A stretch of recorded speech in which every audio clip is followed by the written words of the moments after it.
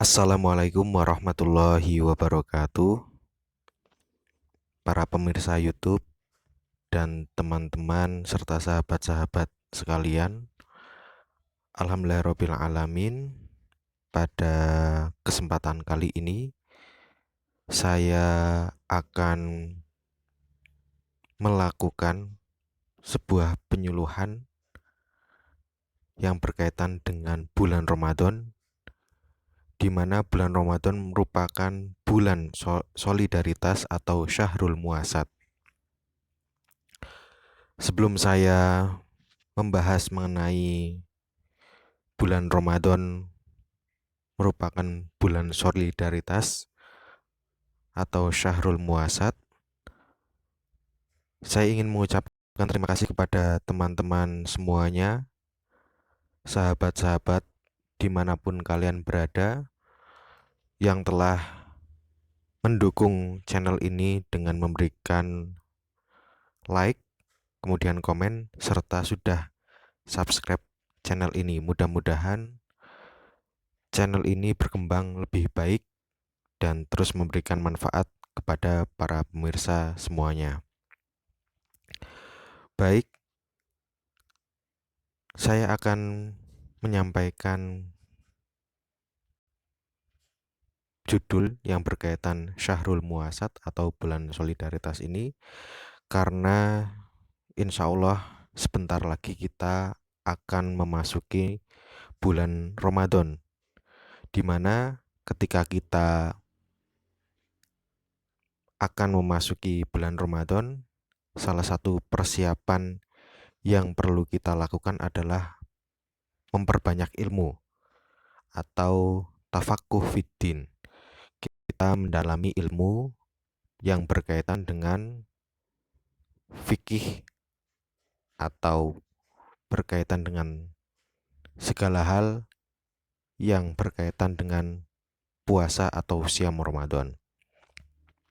Yang perlu teman-teman ketahui bahwasanya pada kesempatan kali ini saya tidak akan membahas bulan Ramadan dari segi kaifiyah atau tata caranya. Tetapi saya akan membahas bulan Ramadan berkaitan dengan hakikatnya atau asror, yaitu rahasia-rahasia yang terkandung dalam bulan Ramadan. Mengapa demikian? Karena berkaitan dengan kaifiyah, tata cara seperti hukum puasa, kemudian siapa yang wajib berpuasa, syarat sahnya puasa, dan lain sebagainya, sudah banyak yang membahas. Nah, pada kesempatan kali ini saya akan membahas sisi hakikatnya atau bisa disebut dengan ibrohnya, rahasia, dan lain sebagainya, karena memang kajian yang seperti ini belum begitu banyak dikaji oleh masyarakat. Dan insya Allah saya akan mencoba memulai berkaitan dengan hikmah adanya bulan Ramadan yang merupakan Syahrul Muasat atau bulan solidaritas. Baik, yang pertama, jadi yang perlu teman-teman ketahui, sahabat-sahabat semua, para pemirsa ketahui, bulan Ramadan itu ternyata memiliki banyak sekali julukan. Julukan tersebut sudah dirumuskan oleh para ulama dan sangat banyak. Setidaknya saya membagi atau menyebutkan ada beberapa hal. Setidaknya ada 10 julukan yang bisa disematkan dalam bulan Ramadan. Tujuannya apa? Tujuannya ketika kita tahu macam-macam sebutan atau julukan bulan Ramadan, agar kita mengetahui di dalamnya ada rahasia apa, kemudian kita melakukan rahasia tersebut tujuannya agar kita menjadi apa yang diinginkan dalam bulan tersebut atau bulan Ramadan tersebut. Yang pertama, bulan Ramadan disebut sebagai syahrul ibadah atau bulan untuk beribadah. Jadi, kalau teman-teman ingin menjadi ahli ibadah, pada bulan Ramadan harus memperbanyak ibadah. Tujuannya apa? Agar ketika lepas bulan Ramadan atau ketika bulan Ramadan sudah berlalu dari kita, nah kita akan menjadi ahli ibadah di luar bulan Ramadan juga. Karena ada yang mengatakan bulan Ramadan adalah pondoknya orang Muslim. Orang Muslim dipondokkan atau dididik pada saat bulan Ramadan. Kemudian yang kedua disebut sebagai Syahrul Mubarak, bulan keberkahan. Jadi kalau kita ingin mendapatkan keberkahan di bulan Ramadan, kita juga harus memberikan keberkahan untuk orang lain. Supaya apa? Supaya di luar bulan Ramadan kita masih mempunyai nuansa keberkahan dari bulan Ramadan. Yang ketiga adalah Syahrul Maghfirah, yaitu bulan ampunan. Jadi di bulan Ramadan ini merupakan momen besar bagi umat muslim atau orang-orang yang beriman untuk meminta ampun kepada Allah Subhanahu wa taala atas dosa-dosa yang telah diperbuatnya. Apapun dosanya, ketika dia benar-benar bertaubat atau dia benar-benar menyesali perbuatannya, maka insya Allah dia akan diampuni, khususnya di bulan Ramadan. Dan tidak menutup kemungkinan juga di bulan-bulan lain Allah membukakan pintu-pintu rahmatnya, pintu-pintu maghfirahnya, pintu-pintu ampunan supaya orang-orang yang lalai atau khilaf bisa diampuni dosanya. Kemudian yang keempat, Ramadan diberikan julukan sebagai Syahrus Sober, yaitu bulan kesabaran. Di dalam bulan Ramadan, setiap umat muslim yang melakukan siam atau berpuasa, tentunya dia akan dididik untuk bersabar. Pertama, dididik untuk tidak makan dan minum sebelum waktunya. Kemudian yang kedua, dituntut untuk bersabar.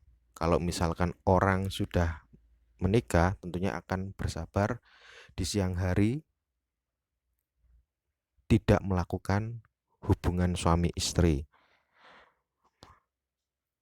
Kemudian juga yang lebih esensi daripada yang berkaitan dengan fisik, tentunya bersabar ketika ada hal-hal yang tidak mengenakan dari orang lain dan kita dituntut untuk tidak marah. Nah, itu merupakan bulan kesabaran. Kenapa? Karena kita dituntut sabar, tentunya ketika kita bisa melalui kesabaran itu, kita bisa menjadi orang yang bersabar di bulan Ramadan, maka hasilnya kita akan menjadi ahlus sober, yaitu orang yang bersabar. Kemudian Syahrul Quran, bulannya Al-Quran, karena kita tahu yang patut kita perhatikan bahwasanya bulan Ramadan adalah bulan di mana Al-Quran diturunkan. Yang kedua, kenapa disebut dengan Syahrul Quran? Karena Al-Quran ramai dibaca, ramai dikaji pada bulan Ramadan. Kita pernah mendengar riwayat bahwasanya beberapa imam itu khatam berkali-kali di bulan Ramadan. Beberapa sahabat Nabi Muhammad SAW khatam berkali-kali di bulan Ramadan. Tentunya ini menjadikan inspirasi bahwasanya bulan Ramadan selain diturunkannya Al-Quran, juga Al-Quran ramai dikaji, kemudian dibaca oleh orang-orang Muslim. Kemudian yang selanjutnya, Ramadan adalah Syahrul Rahmah, yang merupakan bulan kasih sayang, dan Syahrul Tarbiyah, bulan pendidikan, Syahrul Jud, bulan kemurahan, Syahrul Jihad wal Falah, bulan perjuangan dan kemenangan, dan yang terakhir yang merupakan tema pembahasan kita adalah Syahrul Muasat, di mana bulan Ramadan adalah bulan solidaritas, di mana puasa itu tidak hanya memberikan efek kepada diri kita sendiri, tetapi juga akan memberikan efek kepada orang-orang atau lingkungan di sekitar kita. Mungkin ada yang masih bertanya-tanya, kalau misalkan bulan Ramadan banyak sekali julukan, kemudian saya berfokus untuk membahas Syahrul Muasat yang berarti bulan solidaritas. Mungkin ada yang bertanya-tanya apa itu yang dimaksud dengan solidaritas.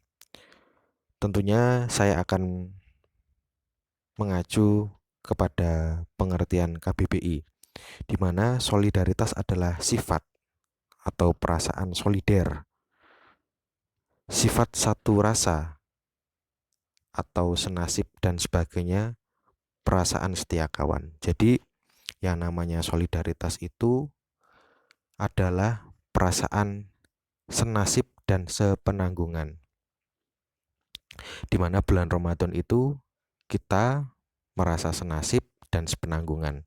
Intinya seperti ini, misalkan teman-teman sekalian berpuasa.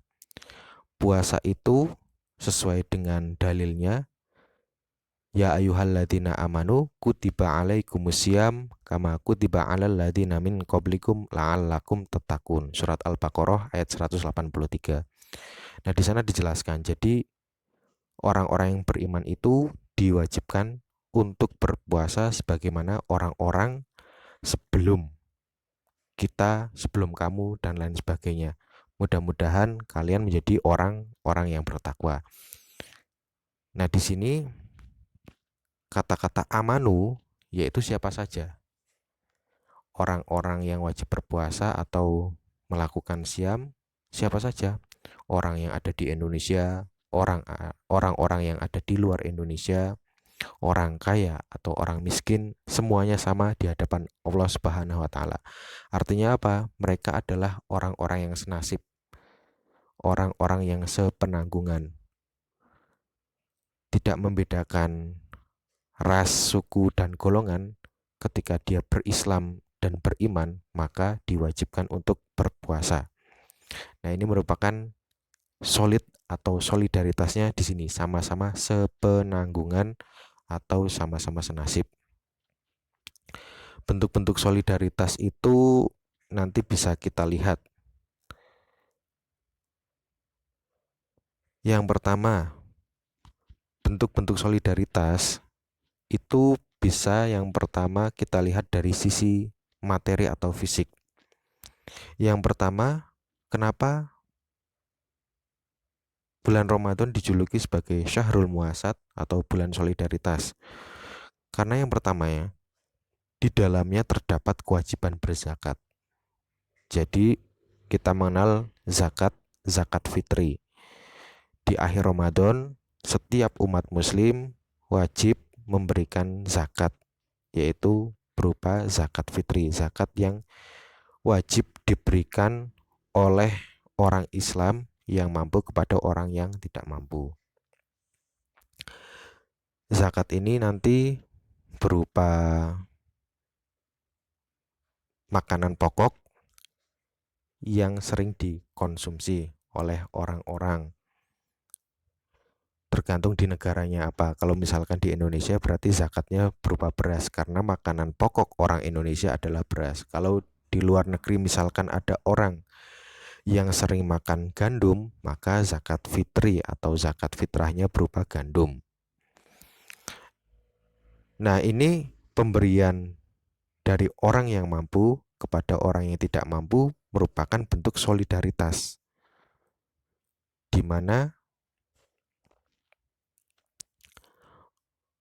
orang-orang yang mampu mencoba merasakan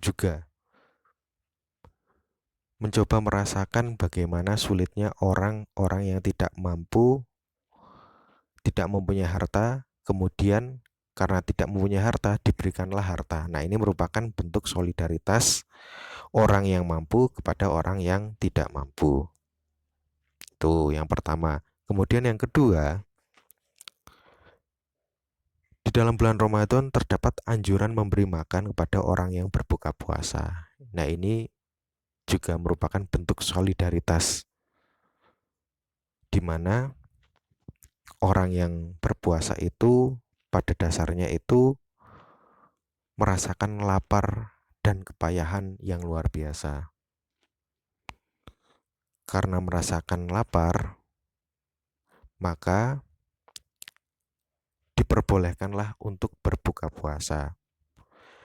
Yang perlu menjadi catatan adalah bahwasanya tidak semua orang yang berpuasa itu bisa berbuka dengan menu yang cukup atau yang layak. Maka dari itu, orang-orang yang mampu atau mempunyai kelebihan harta dianjurkan untuk memberikan jamuan berbuka puasa kepada orang-orang yang tidak mampu. Yang sering kita lihat, jamuan berbuka puasa atau berupa takjil sering disalurkan di masjid-masjid untuk berbuka para musafir misalkan, atau orang-orang lain yang memang bisa jadi pertama dia tidak bisa membeli jamuan buka puasa, atau kebetulan ada orang yang sedang melakukan perjalanan. Nah, ini merupakan bentuk solidaritas yang bersifat materi di dalam bulan Ramadan. Yang ketiga, memperbanyak sedekah di bulan Ramadan. Banyak hadis-hadis yang menyatakan bahwasanya ketika kita melakukan sedekah di bulan Ramadan, maka pahalanya akan dilipat gandakan. Nah, tentunya ini merupakan bentuk solidaritas yang berwujud empati dan simpati kepada orang lain, kemudian disalurkan dalam bentuk sedekah. Nah, sedekahnya itu bisa macam-macam. Bisa memberikan langsung kepada orang di luar zakat, di luar jamuan buka puasa, ataupun sifatnya pemberian-pemberian yang lain. Nah, nanti disesuaikan dengan situasi dan kondisi. Kemudian bentuk lain solidaritas di bulan Ramadan yang sifatnya bukan materi, yang pertama adalah seluruh umat Islam yang beriman melaksanakan ibadah siam tanpa memandang pangkat, jabatan, dan kedudukan. Hal ini merupakan bentuk simpati kepada masyarakat kelas bawah yang sehari-hari mengalami kesulitan makan. Jadi seperti yang saya jelaskan di atas tadi, bahwasanya berpuasa itu tidak melihat golongan, tidak melihat suku, pangkat, dan lain sebagainya. Semuanya yang beriman dan mengaku Islam maka diwajibkan untuk berpuasa. Supaya apa? Supaya orang-orang yang cukup, orang-orang yang mampu, yang setiap hari bisa makan, bisa merasakan bagaimana laparnya orang-orang miskin yang setiap hari atau yang dalam sehari makan tidak sampai 3 kali, mungkin 1 kali atau 2 kali. Makannya pun juga terbatas, lauknya tidak seperti yang biasanya. Kalau orang zaman sekarang misalkan makan ada nasi, lauk pauk, dan sayur, orang tersebut hanya makan nasi saja. Tidak ada lauk, tidak ada sayur. Nah, dengan berpuasa itu kita bisa mencoba merasakan bagaimana laparnya orang-orang yang kesusahan untuk makan. Itu yang pertama. Kemudian, bentuk solidaritas lain yaitu seluruh umat Islam sama-sama mempunyai kesempatan menjadi lebih baik, diberi ampunan, rahmah, dan lain-lain, tanpa memandang status sosial serta pangkat tertentu dalam profesi. Jadi, di dalam bulan Ramadan ini, bentuk solidaritasnya adalah solidaritas dengan memegang prinsip kesamaan. Jadi setiap orang, baik miskin atau kaya, terpelajar atau tidak terpelajar, sama-sama punya kesempatan untuk diampuni oleh Allah Subhanahu wa taala, sama-sama bisa menjadi orang-orang yang bertakwa. Bisa jadi orang yang tidak punya apa-apa, kesusahan dalam sehari-hari di hadapan Allah lebih mulia daripada orang yang mempunyai pangkat tertentu. Bisa jadi pula orang yang sehari-hari tidak berkecukupan di hadapan Allah lebih bertakwa daripada orang-orang yang terpelajar dengan berbagai titel, kemudian dengan kekayaan tertentu dan lain sebagainya. Nah, ini jadi bulan Ramadan adalah bulan yang sangat luas.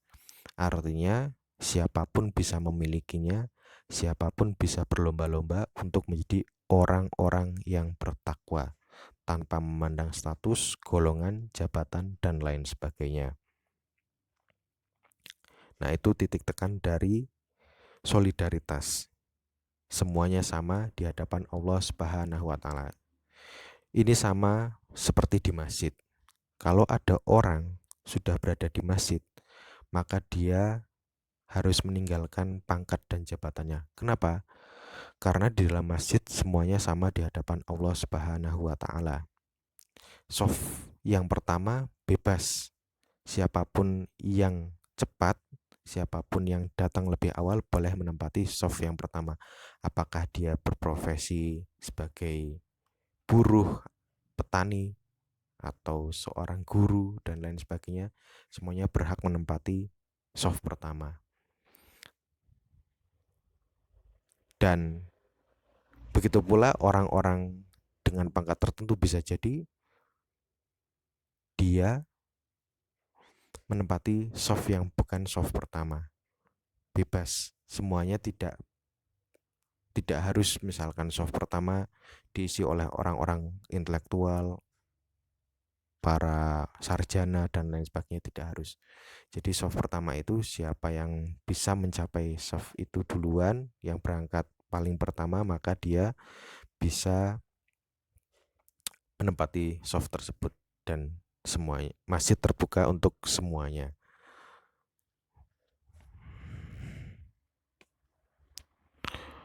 Kemudian ini yang perlu kita bahas.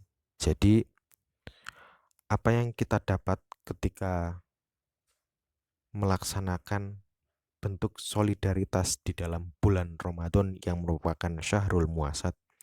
Kalau kita berbicara mendapatkan apa, kebanyakan orang sekarang logikanya adalah take and give. Kita memberi, kita harus mendapatkan sesuatu.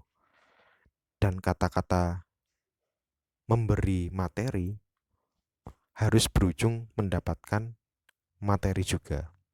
Padahal di dalam hidup atau di dalam agama tidak mesti seperti itu. Kita memberi harta, bisa jadi Allah memberikan kita bukan harta, tetapi keberkahan, rahmat, dan lain sebagainya.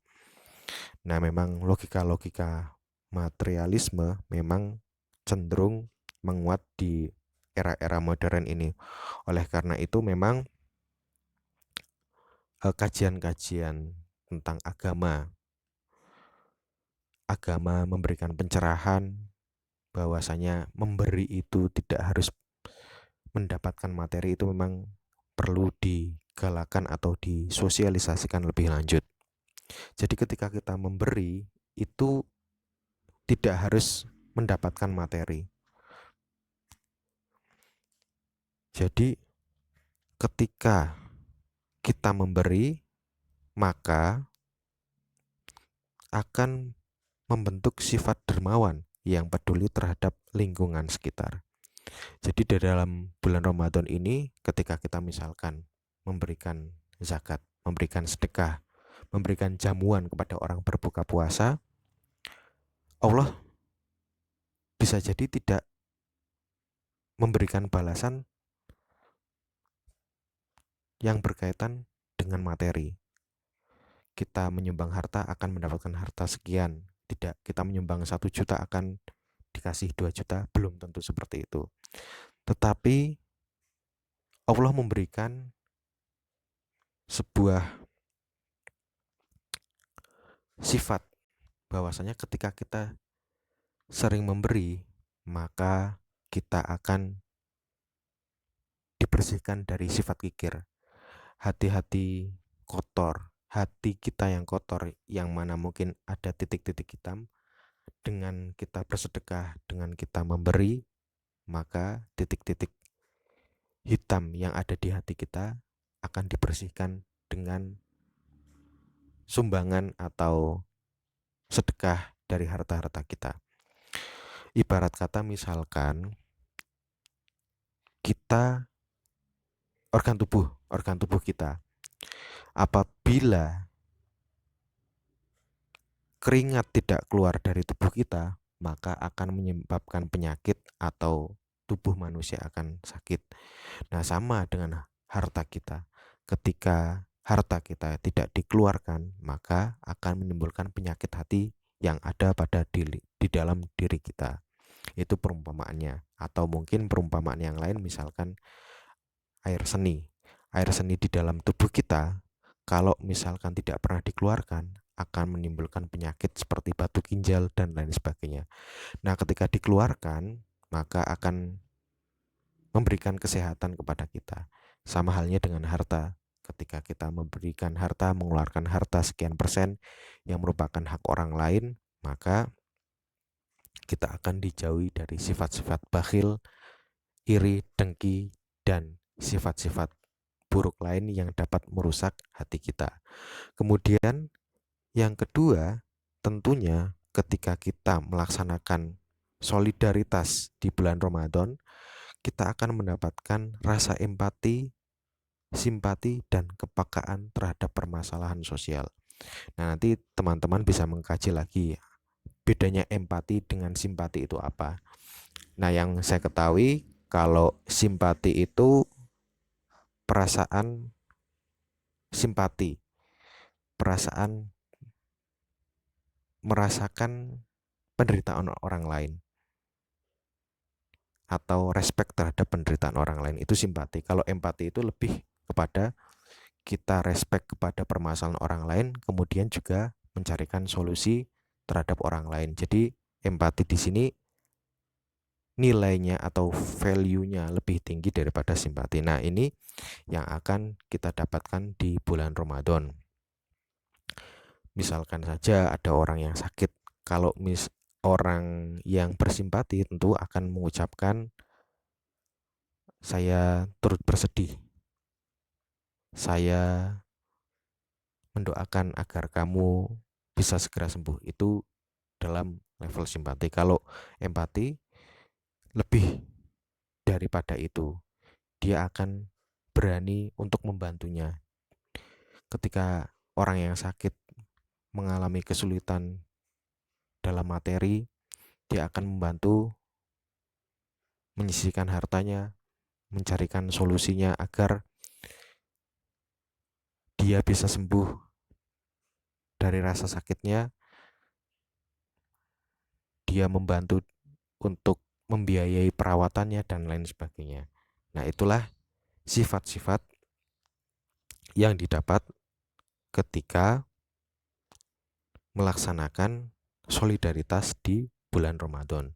Dan tentunya sekali lagi, ini memang tidak berkaitan dengan materi. Jadi ketika kita berjuang secara materi, tentunya belum tentu mendapatkan imbalan berupa materi, tetapi tentunya imbalannya berupa keberkahan, pahala, dan lain sebagainya. Itulah logika-logika yang ditanamkan Islam agar orang-orang tidak bersifat pragmatis dan materialis. Nah, mungkin itu yang bisa saya sampaikan berkaitan dengan bulan Ramadan yang merupakan bulan untuk kita bersolidaritas. Marilah kita bersama-sama memulai dari sekarang untuk mencoba mengambil hikmah bahwasanya bulan Ramadan adalah bulan di mana kita itu sama antara satu dengan yang lain. Tidak ada perbedaan, tidak ada yang merasa lebih hebat, tidak ada yang merasa lebih kecil, tidak ada yang superior dan tidak ada yang inferior. Tidak ada yang sombong dan tidak ada yang merasa lebih rendah. Nah, itulah yang menjadi titik tekan Syahrul Muasat atau bulan solidaritas di dalam bulan Ramadan. Saya mengucapkan selamat menunaikan ibadah puasa kepada teman-teman, dan tentunya saya juga meminta maaf sebelum memasuki bulan Ramadan apabila saya dalam berinteraksi atau menyampaikan sesuatu di dalam channel saya banyak kesalahan. Saya memohon maaf sebesar-besarnya. Baik, terima kasih. Jangan lupa like, komen, dan subscribe channel ini. Sampai bertemu lagi di video saya selanjutnya. Terima kasih. Wassalamualaikum warahmatullahi wabarakatuh.